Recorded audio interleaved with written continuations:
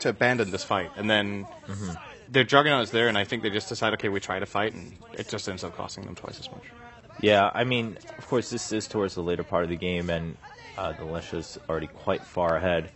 But overall, I mean, do you think that was the biggest problem, just the Lesh and then not being able to shut it down early and throughout?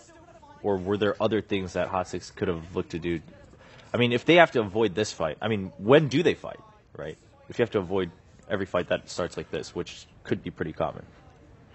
You definitely don't want to fight when you have your Juggernaut cornered by a Wraith King. So he's your only target for Omnislash. Like, even if he doesn't, if he gets everything off correctly in that fight with Jug, they're still going to get crushed, because they can't afford having Omnislash just wasted on that. It was what Winter talked about. It's the reason Wraith King is a good counterpick to Jug, just keep him safe. So, I don't know, I think realistically at this point the game is almost getting out of control already, so maybe it didn't matter.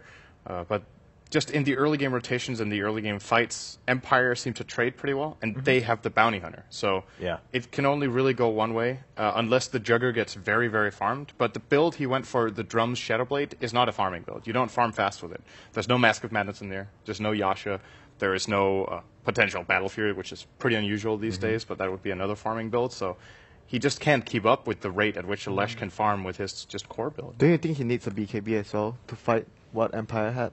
Yeah, probably. So he can counter the static. I mean, there's too many things that he needs, and he spends a lot of his gold into stuff that is like, you might not get your reward. Like, you get Shadowblade, but you might not get kills. It's a risk thing. So there's too much he had to go for, like BKB and the damage item, and even like what Sin mentioned, like he needs items that speeds up his farming as well. So there's too much that he needs to do in this game.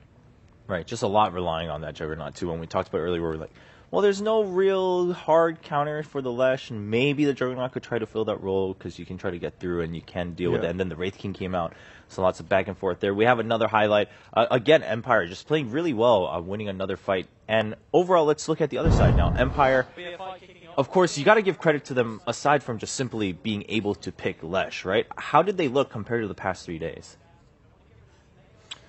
It's difficult to say going against MVP Hot Six, right? They are the bottom team in the group. How much does this really show about their strength? I also just think, compared to games we've seen from MVP Hot Six, like their good games, this was not really one of their good games in terms of execution and communication. So it's hard to read too much into it. The important thing for them right now is that they obviously have got the first out of 2 wins. Right. And I would rather reserve that judgment for, should they win this after the outcome of the series they would then have against VP.